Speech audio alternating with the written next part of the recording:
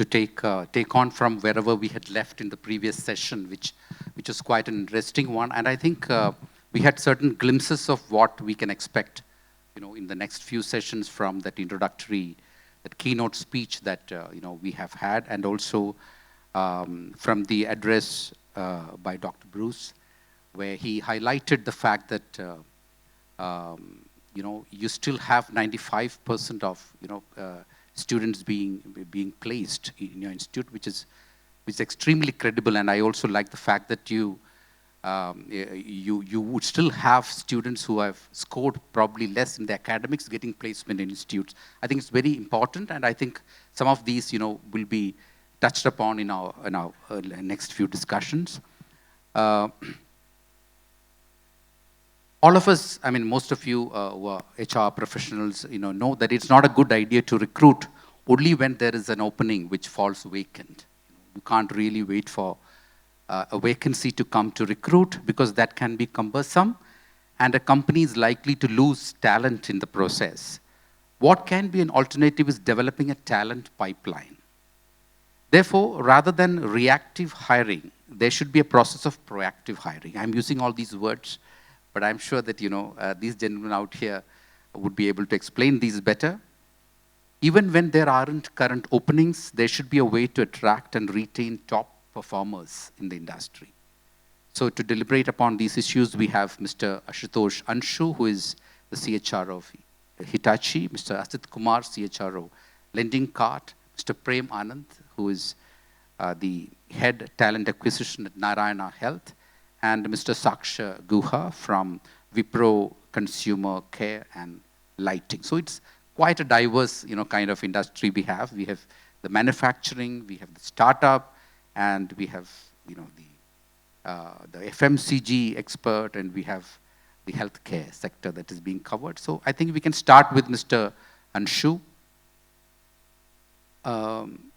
The parameters of recruitment and retention of talent will be really different in various companies. I mean, across sectors, because just like we have a mix of companies out here.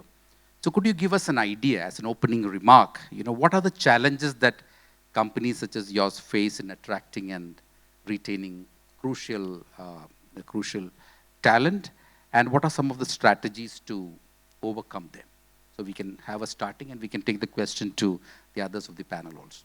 Thanks, Mr. Arun. I think first of all, let me tell, Hitachi is in a big way of business, not only into the consumer durable, it is into the different segments. We have more than 500 companies globally.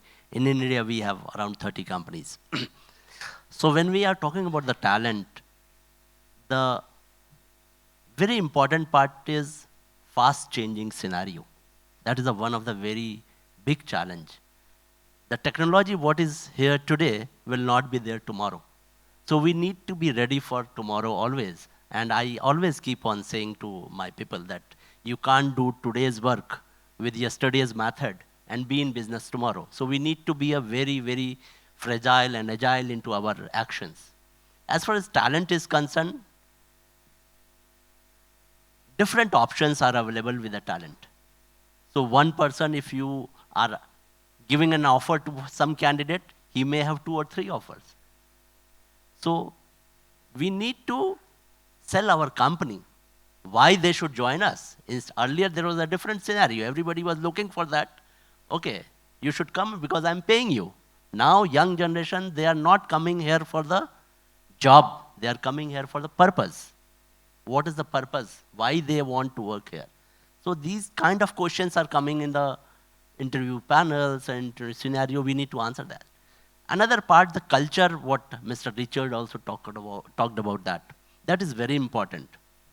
So retaining the talent, it is not only the salary. Salary is, of course, it is an important factor, but it is not the only factor. And culture and behavior of the managers are very important. So to retain the talent, we are developing managers, because they are the persons who are the, you can say, the linkage between the talent and the aspirations of the company. So these are the very important factors. I think other panel members would add something to all this. Absolutely. I think we can have Mr.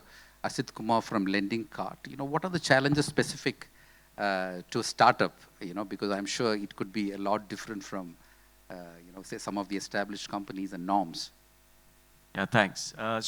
Just a quick about lending card. We are into this business for last 10 years, and this is, they are the one who provide unsecured business loan to MSMEs, which means we are almost catering to, the purpose is to make loan accessible to all the MSMEs across all the pin codes wherever India are, right? So we have almost, and this is zero touch loan. Basically, we don't touch the consumer when they provide the loan, which means it starts from, everything is through AI/ML model. So model-based loan disbursement we do. We have almost done 20,000 crore of loan disbursement we have done. And one of the unique proposition for us is, and which is making this fintech is separate from other fintech is, our 80% loan is through co-lending, which is like through other NBFCs and banks. So they joined hand with us and we dispersed loan with them. Which makes us very, very different in terms of, one is, your market become little small, where you need people who are domain expert, who knows business, who knows regulatory compliances, who knows the things, as well as AI/ML models, so data scientist, technologies. Even if your product folks have worked in a lot of IT companies, but we prefer someone who's like product folks who have seen domain of banking, so that they know what is the consumer, look into any product features. So your market is small. When you hire people from banks or NBFCs, obviously people who are in banks, they are stable, they feel that why a startup? So looking at joining a startup, they feel, okay, why? And that comes to a population where either they look at something very, very challenging work. Money is one part of it. Money and the equity shares, one part of it. Hope it is good. Yeah.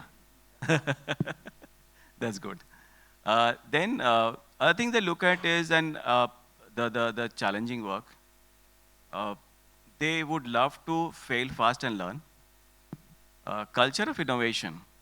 So I'm talking about the challenges as well as retention here, because while you're getting a challenge in terms of getting a population from a limited source of people, as well as retaining those folks, because this same number of banks, NBFC and fintech are aspiring for those top talents from the market.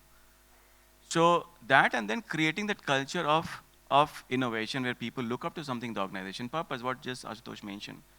Purpose is something very, very important for people to know. Today, the millennials, they don't look at only money. What I'm doing, and especially when I'm joining a startup, they're looking at, am I creating something for the future or not? So you want to look at your name in the history of the book of lending card. And that's what people look up to think. So we have to create those culture, actually. Excellent. I mean, gone are the days when somebody would look to join, an established firm and hope to retire from there. Okay, I'm going to spend my next 30 years in this company. I mean, it's like, will I be here for 30 months? I mean, this is a question which some of the youngsters would ask. I'm sure the healthcare would have a different set of challenges, and we have Mr. Prem Anand. So can I take this question to you? How challenging it is for you to not only hire, but also to retain talent? Sure. The last thing you want is when you walk into a hospital to see it understaffed, or not to have competent, care providers catering to the patients and the people that come into this one. So this is just the beginning of our challenges, right? And we operate in an industry where providing care is not a job. It's a mindset that has to come with this one. So being a nurse or being a doctor can be a profession or this one, but being able to provide care is a skill that does not come easily. It's not something that can be trained easily. It's not something that we can identify easily. So you can't go wrong with hiring of doctors, nurses, and the paramedics, right? So that's one of the biggest challenges that we face, the skill set the skill sets that's required for patient care. Um, then you also have the competition landscape that we operate in and the limited supply of this particular talent. Now see, a country as large as India, where Narayana alone operates about 35 facilities, and then you have a number of government facilities and a lot of other leading healthcare providers. All of this put together is still not enough to meet the healthcare demand that's there in the market. Now, a few years ago, something like cancer or transplants were very difficult, or they were not. I think people had just written off their lives a few years ago. But today, all of that is curable, treatable, and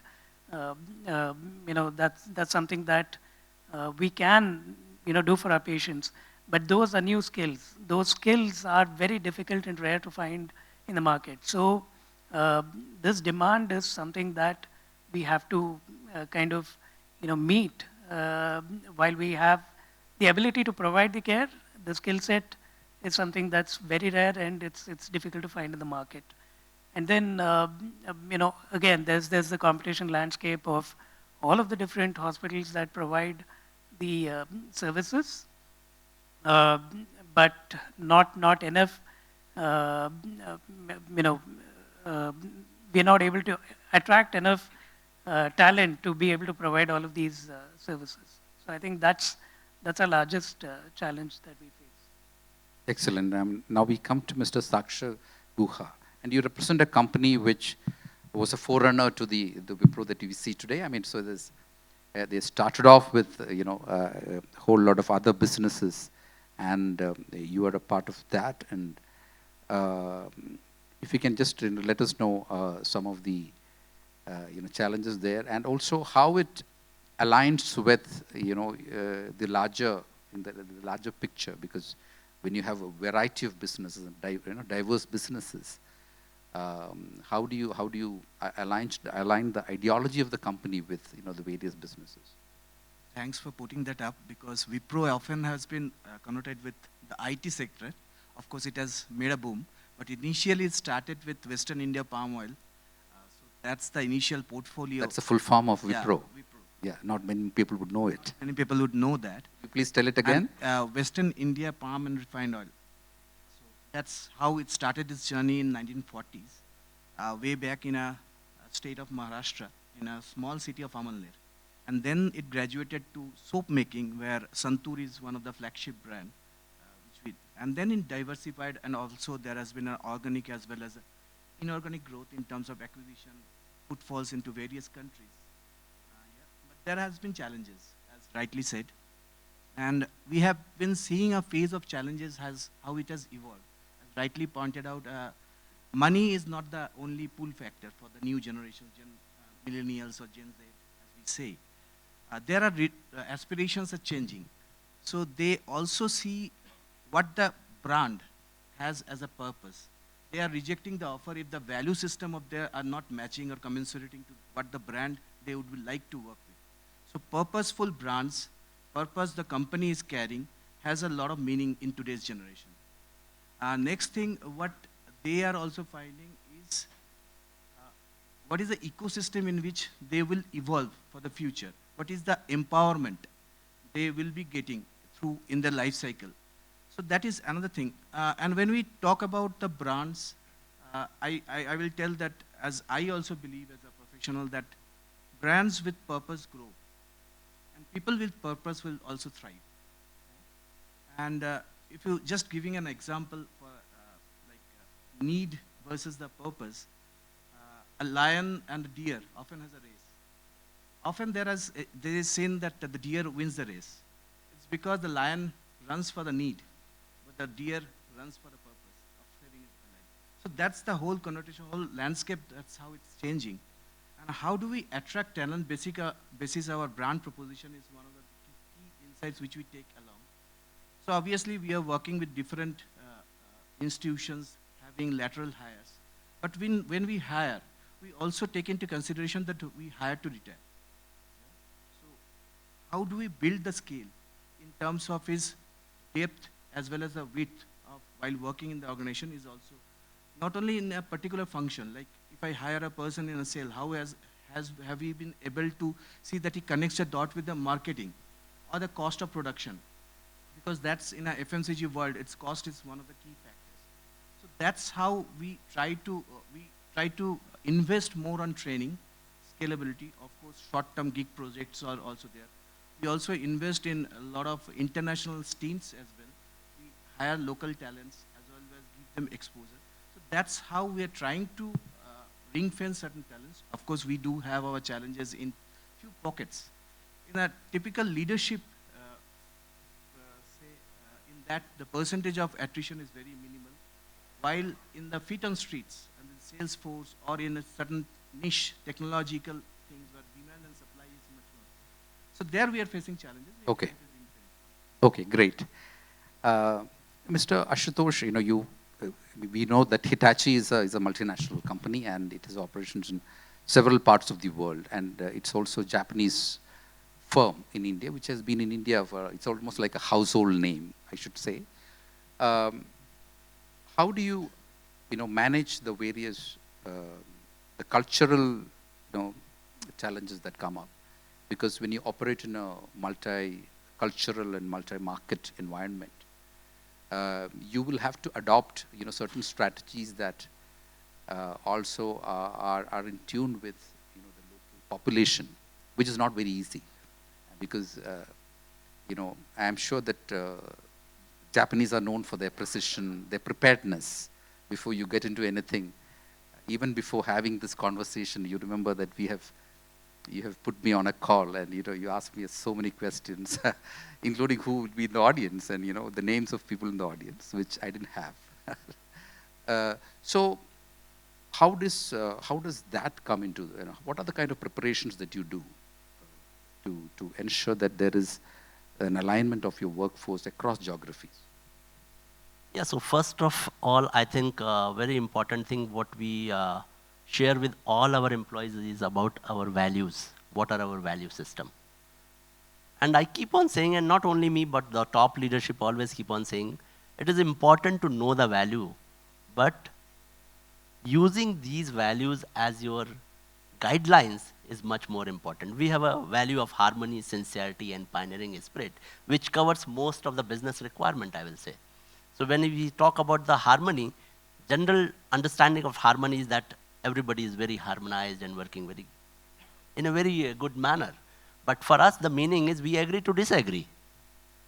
So whenever we are starting any conversation, there may have a disagreement among the people, among the employees.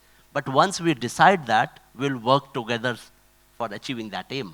So that kind of value system we are creating in all our employees, not only in Japan, because Japan itself is a well established and they have imbibed that into the blood. But we are having now French culture, Indian culture, Japanese culture, Swiss culture, every culture is there. We have more than 100 countries we are into that. So again, these value system is very important. Apart from that, we have developed several training programs for the managers, first line managers, mid managers, and the key position holders. How they should work and what are our midterm management plan, how we are trying to achieve those goals, everybody understand the same language. That helps us to align our workforce towards the same goal. So you encourage a lot of debates before some project decision is taken, and then you come to an agreement as to how to execute it, then you stick to the plan. Correct. Whereas a lot of us do it the other way around. Like, you get on with it and then you have debates and squabbles and the project is not done the way it should be. Yeah, so there may be possibility of failure in that concept, that also. But again, we will discuss that. So we have a PDA cycle, a PDCA cycle we call in Japanese language, which is plan, do, check, action. So always you need to plan and do and check and action. And if some more action is required, you keep on doing that. And that's how we achieve the ultimate goals. Okay. One perspective from, you, Mr. Asit Kumar. We have talked earlier, in fact, Mr. Richard Lober had also mentioned about failures, why it is important to to also look at the fact that you need to be able to handle crisis, because when you are working in a startup, you may not have the visibility of the future like you would do with certain established companies with big financial pockets. So what is that which determines the hiring in your firm? What do you look for in a candidate who comes in? Is it only the education credentials? Is it about how excited he is, or is he also had experience in failure? I mean, I'd like to know what goes through your mind. It'll be helpful for some of us also who are looking probably to join a startup or to start a startup. So in one word, we look at hunger. Hunger. Yeah. If the person is hunger, I mean, skill can be always upskilled. A will has to be there. If person has willingness, he'll learn. He or she will learn. So look at the hunger, because the person, and always we try to look at someone a level junior. So if I'm looking at X level, we try to find person who's operating the market at X-1 level or X-2 level, because he or she would look at, okay, I have something to do something more in the new company. Because otherwise, if you're trying to look at someone level to level mapping in the market, they will not see something great. Because the person is coming from a level junior or 2 level junior, they'll see, okay, I'm getting something bigger role, aspirational for me, and I have hunger to kill that. So that is something I look at very, very clearly in any candidate. If the person is very good at current level in the market, I may not hire that person. Because someone will come, and they will come from day one. The passion will be there, hunger will be there, willingness is there. The rest, everything will be there, will follow. So in one word, is hunger, sir, for me. That's a good phrase. You want to add something? I want to add that, of course, this is very important, and that's why instead of hunger, we have given the name growth mindset. So if the person has the growth mindset, they want to be better than yesterday. That is one of the quality what we are looking into the candidates. What is the Japanese word for it? Is that a... No, there is no Japanese word. Because the Japanese are quite famous for the quality systems Yeah, they've quality established, system, and through yes. certain catchwords.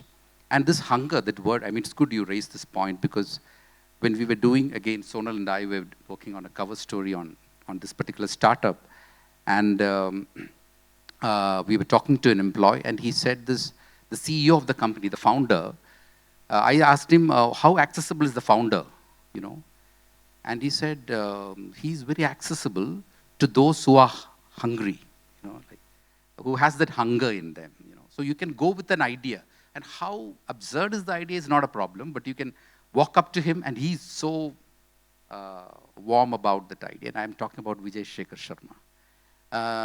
He's very entertaining when it comes to that particular idea. But don't go to him with problems. Go to him with solutions. Go to him with ideas. So I think it's a great point that you've raised. Add in case, because there's HR fraternity here, because it also applies for HR also. At times I hear, oh, HR is not visible, HR only comes when some event happens, HR is only something when salary comes, when the appraisal comes, that's the only time we see HR. But the other side of HR also, because their HR is on forefront of everything. HR has place on the table. In the conference room, HR has table. It requires your hunger. I can be in HR where I can be just doing a BAU and pass my time. I can meet people and I can do whatever is expected as a proactively. Whether we have an option, I can go deep into business, understand what business is doing, and party to every discussion. There's no rocket science. I can always understand what they do, what an engineer does, what a call center executive does a call. I can go and sit with them, understand listen what they talk. So that's where that hunger keep me running and make me a great HR leader in any organization. At times they're taboo HR, and then we hear a lot of jokes, which I personally hate, because it's require you to create your visibility and your importance in an organization. And that comes with hunger. Mr. Prem Anand, when it comes to your sector, as you rightly said, this is a segment which needs so much of skill sets which you can't really replace. At the same time, it is so service-oriented. I think hospitals and hospitality, These are two segments where, people really look at the service. And, a hospital is only as good as the doctors probably, and the service that you give. So how do you match this, with the expectation of customers who come in? If you can just, give us some anecdotes or, how does what does a day look like for an HR professional in a healthcare company? Okay. First, let me again start because this has to do with the regional spread that we have. As a company, we operate about 35 hospitals across the country, right? So we need this same set of talent. We need doctors, nurses across all of our locations, and there is a challenge of availability of talent pool also across regions. Now, if you look at the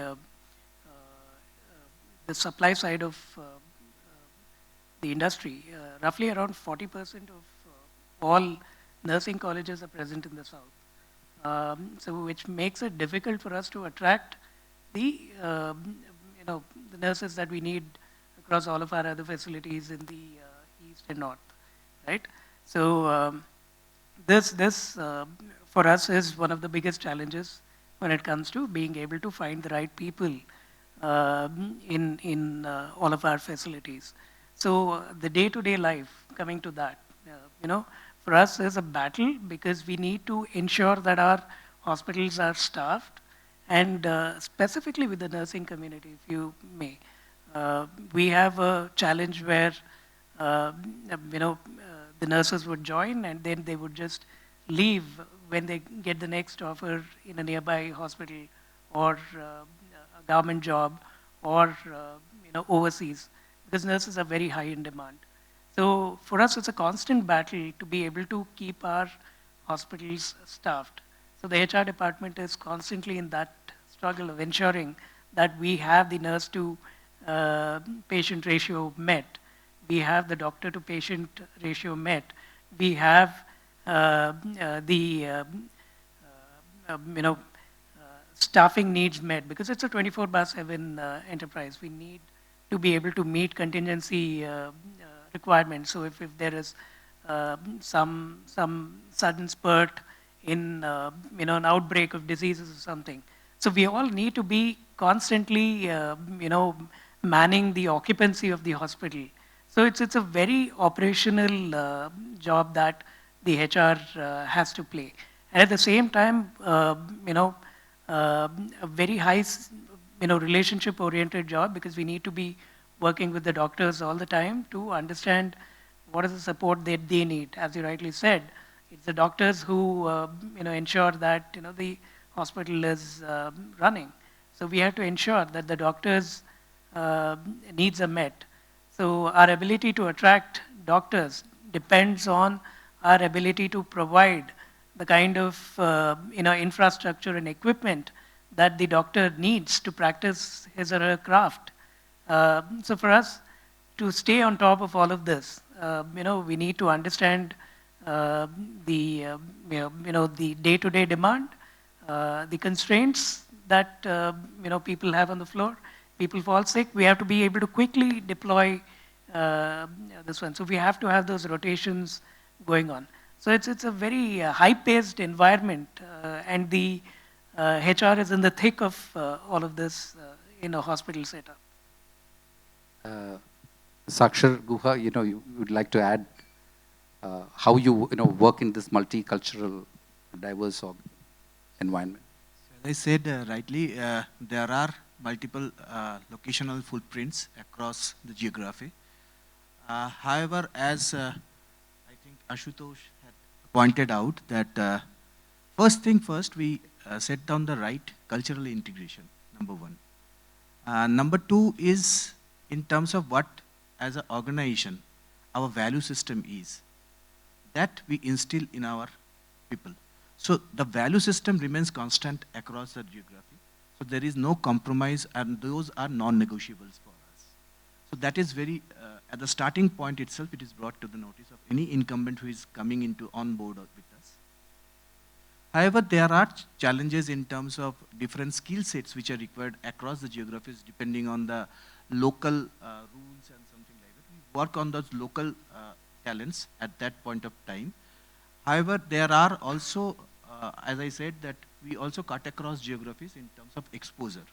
There are people who goes to different countries, different locations, have a short-term stint or a long-term stint, for and we also help them to succeed in that. Failure, we take it like as a learning opportunity for an individual, and we instill that confidence in them to serve us and also to perform better. That's what I can say. Okay, we have a little more time left, and I think we can have a couple of questions also if there is something interesting from the audience or some perspective to share. But I wanted to bring your attention to the upskilling and bridging the gap, skilling gap challenge. And this was rightly mentioned also in this. And with huge disruptions happening in the technology field, which you had earlier also touched upon. So if you could just throw some light on, what are the kind of preparations that you do within your firm to upskill your staff, and how you help employees stay current as far as information and skills are concerned. That's a very important point, always upskilling and reskilling our employees. And as a management, it was felt that digital is one of the very important skill for upcoming days. So we are not only hiring the skills for the digital, but also reskilling or upskilling the talent what we already have in the organization. And for that purpose, we have a different training programs are aligned with that, whether it is a digital related or it is a behavioral related. And again, some of the organizations, they also have a different academies for these learning. So different academies are there to train the employees, and some reward points are there how to grow into the career. If you complete this, then you will reach into the different level. So that kind of rewarding system is also there into the company. But yes, more important is the regular training, understanding, attending the different conferences also gives a lot of insights.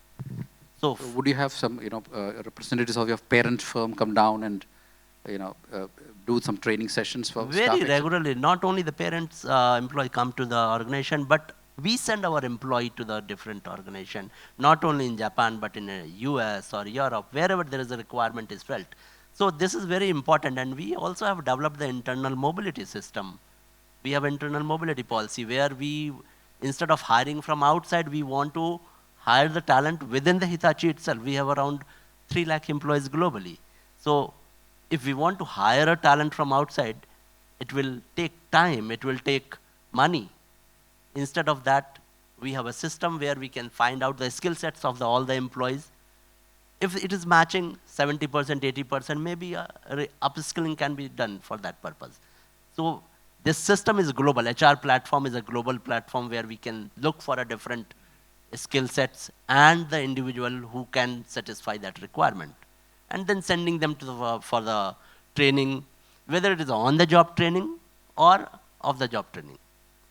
So we always cultivate the culture of learning in the organization, because this is a very important, learning culture is very important for us. That's how we mobilize the talent and retain the talent through these activities. And what are the kind of attrition that you find in the industry as a whole? I don't want to get into your specific company, but all these procedures helpful? Very helpful. Of course, the attrition was high in the past, but now it has gone down very much. In our company, I'm sitting at the headquarters, we have around 5% of the attrition, which is much lower than that. Some of the, I will say that technology companies, they have the attrition of double digit also. But it depends in which kind of businesses we are into. In Japan, of course, it is a lifetime employment kind of thing. In India also, we have employees who have worked for 30 years, 40 years, 45 years. So, yes, but culture is very important, and that's how that attracts the employee to stay in the company. Coming to lending card, I'm sure that, and you have mentioned it, like you've disbursed 20,000 crore of loans, and remember, these are for the small and medium enterprises, or small, medium enterprises, and I think it's humongous when it comes to the kind of loans that you've done. So it's quite data-driven, probably, and so how do you ensure that, people are skilled and, are upskilled? So for us is, if you look at our business, which is very, very heavy, RBI driven, regulated, we have to keep a track of all the frauds, because frauds every day take a new shape and form of fraud. You make something, tomorrow there's another fraud comes into picture. So you have to keep changing your model, because our almost 70% of underwriting goes through a straight through process. We call it STP, which doesn't require manual intervention of checking those papers. So that goes directly to the approval, which means your model has to be really strong to take care of all those frauds. Right from customers, when the lead comes, from their entire data runs. So one is important, you have to keep changing your models. You have to keep training people who are working these functions. Something which is very important for us, and especially for HR, is every quarter we do talent review. And that's very common in any companies. Talent reviews, any company, people do it. It depends how rigorously you do that process, because eventually look at what are my critical positions today and what are the critical work which are going to pursue next year or 2 years. So that will create your 3-section build, buy and borrow. You have to build internally, buy from market, and borrow from different functions. So it is very important how you're creating your succession planning, and then basis succession planning, you devise your entire plan for next 1 year. And keep going to the same people who are identified as build, right? Because build is someone, you look at, okay, this person is ready for a particular role after 6 months, or after a year, or ready now, ready 6 months, 12 months. If someone is saying is ready 6 months or ready 12 months, that means there is some skill gap. So we look at what are those skill gaps and we work on those. Mostly our idea is very, very customized training program, not a generic training programs. So because when I do a customized training program, there is a self hunger also that, okay, I'll go and attend the training program rather than creating a calendar and ask people to attend. So that create people self-motivate to go and attend training programs. Also, every appraisal also we look at what are the gaps. We ask employees also that what are the training program they would like to attend, and at the same time we ask their managers also that what they feel their employees should attend the training program. We look at what the commonalities are, where both of them feel that there's a need. So there's managers also feel that, okay, at times what happens is managers say, oh, don't go training program, you have the more important work to deliver. So when I look at there's a common interest by manager and employee to attend a particular training program, we run the training program for those employees. So we look at the role, which is important for next 6 months, a year, 2 years down the line. What skill is required, because that's where you look at your potential of people and train those people in those training for those training particularly. Because today who is a good performer may not have a potential to a good performer after 2 years, because your 2 years of business will go double, triple. And that time you need a different skill person. So that requires a complete strategy before you roll out a training program, and then we work on that. Okay, great. So I think I'll now bring in Mr. Premanand, the same question. If you look at the healthcare industry, it's very unique in its skill requirements to the role. Now, when we break down our associate base, so we have 4 groups of employees, if you may. So there's the doctors, there's the nurses, there is the technicians, and then there is all the others who are grouped as admin, who support these 3 groups of people to deliver healthcare, right? So 3 out of 4 groups of employees are professionals.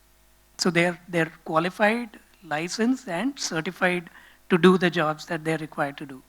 So they come with certain skills and talent that's unique to their profession, and that's this professional development and learning, and this one that's aided by change in technology in the industry over a period of time, right? So there are new equipment. So robotic surgery, for example, is something that doctors need to be trained on. they need that skill to be part of the present way of delivering this one. So that's something that's unique to doctors. So likewise, nurses and technicians. It's only the other group that even works on Excel and PowerPoint. So 3 out of 4 people don't even touch a laptop or this one as part of their day-to-day job. But at the same time, when it comes to technology intervention and skills that are required to do the job, if there's been a lot of strides in the changes that we have brought in, at least over the last couple of years itself. Uh, we have brought a new HRMS platform. We've got a new CRM platform. We've got a new, supply chain and finance platform, Oracle Fusion, and all of these things are to be able to deliver care better, to be able to help our doctors and nurses be able to do their job better. Also interestingly, which a lot of people may not be aware is, Narayana also has in its fold, a technology division. So we have a product development company called Atma, which develops and delivers hospital information systems. So we have our own ERP. So Atma is something that we have built ourselves, and all of the people in the organization are trained on that system. We've also got an analytics company. We have Meda, which is in-house analytics division. So a lot of decision making in the clinical side is driven by data and analytics. So we have our own analytics division, which crunches data and provides analytics to all of the users. Then we have our own app for doctors, our own app for nurses. So we are technologically, far ahead of the game, and we have, upskilled our people with all of these developments from within. That's excellent. Good information to have. May I come to Mr. Sakshar Guha? The same question. Some of the things that you do to upskill. Points have been already covered by the esteemed panelists. So I take a cue from Ashit, what he has said. Similar to Ashit, what said, we also have a structured, very robust talent review program, wherein even the CEO, along with the business head and the business HR, sits along and reviews the top key talents. And in that particular, there are different inputs which comes in. We have a structured program of WLQ, which is on Wipro leadership qualities, which cuts across various parameters of client centricity, strategic initiatives, leadership thoughts, and all this stuff. So there are inputs coming in from there. There are, of course, personal PMS, which gives certain inputs on his inclination, employees' inclination to learn and upskill themselves. Also, we have a job skill profile and a personal skill profile mapping. Basis that gap analysis is done. And accordingly, there are 2 sets of things which we analyze. One is on the behavioral approach, where the skill gap is identified, and we work with different institutes or in-house training programs or IIMs to have a structured program built around it for capability development. As also on a technological space wherein the gaps are there, because we are constantly evolving. The soap manufacturing, as we say, there used to be a CNM machine, now we have a high-speed machines bought in from Italy. So we need subject matter experts as well, who can come in, build in their capability, and also become a trainer short of a concept. So that's how it is there. For a workforce, typically, because in a manufacturing organization per se, we have also workmen working in the shop floors. Yeah, their capabilities also should be enhanced so that they doesn't become redundant and obsolete in the times to come. So there also we do a structured program in 70-20-10 framework, where it's 70% is on-job training, 20% is classroom training, and 10% is material training. Okay, so maybe we can have a quick round of, somebody said there's a question? Thank you. I'm Rashmi Gupta, and I'm from Talent Acquisition. I have a question for Mr. Premanand, as you represent the talent acquisition of healthcare industry. Well, the market study says that healthcare is one of the later or the last industry to explore RPO services for staffing for talent acquisition. So there are two questions. One is why. Okay, I know it is exploring now, but why behind the services and product company?